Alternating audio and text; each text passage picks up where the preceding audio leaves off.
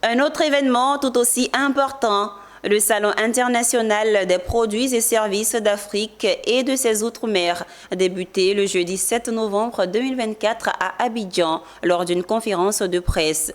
Durant 3 jours, ce salon offrira aux entrepreneurs et entreprises des tables rondes, conférences, ateliers et animations culturelles pour stimuler les échanges et le réseautage, pour améliorer leurs standards commerciaux qui servira à renforcer leur image de marque et développer leur activité à l'international. Sandrine Kwame.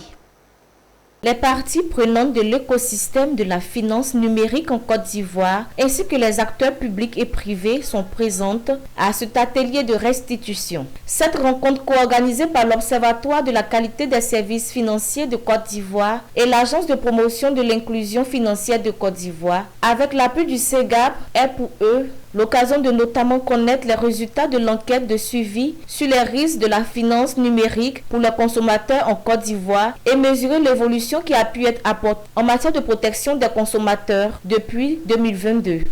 Par services financiers numériques, entendez tout ce qui est mobile money et donc tous ces opérateurs qui travaillent à développer l'inclusion financière en Côte d'Ivoire.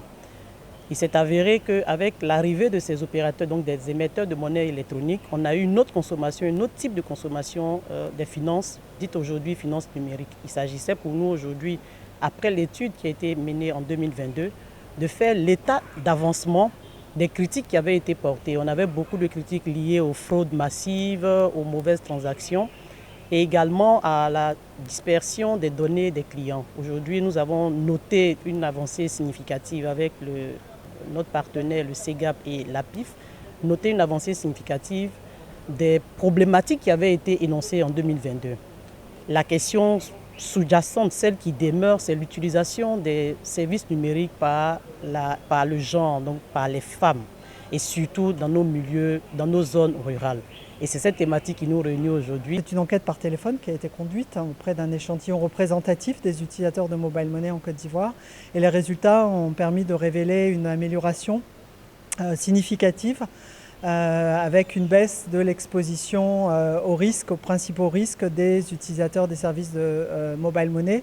Donc c'est très encourageant, ce qui veut dire que les efforts qui ont été menés par à la fois les acteurs privés et les acteurs publics ont porté leurs fruits. L'Observatoire de la qualité des services financiers de Côte d'Ivoire est un instrument public, gratuit, inclusif et indépendant. Il vise à adopter de meilleures pratiques en matière de réglementation financière, d'éducation du consommateur et améliorer l'inclusion financière et les conditions de financement de l'économie.